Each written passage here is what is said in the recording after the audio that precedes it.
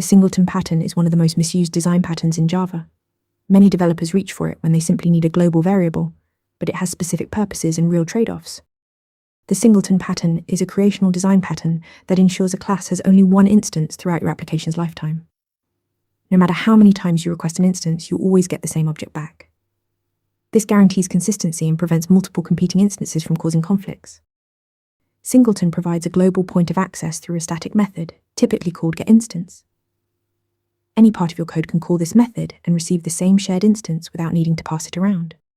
Common use cases include logging systems where you want one centralized logger, configuration managers that load settings once, database connection pools to avoid creating multiple connections, and caches that should be shared across your application.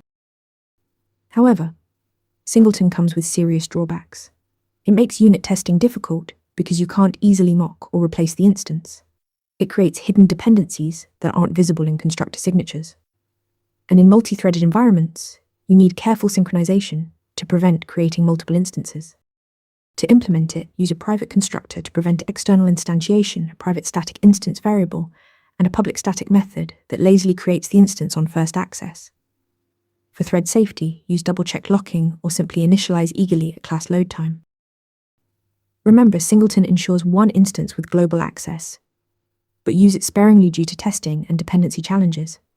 Practice more interview questions to master design patterns. Want to get better at answering questions like this? With Interview Mentor, you practice real interview questions out loud. You get personalized feedback and a grade on every answer, and you can track your improvement over time.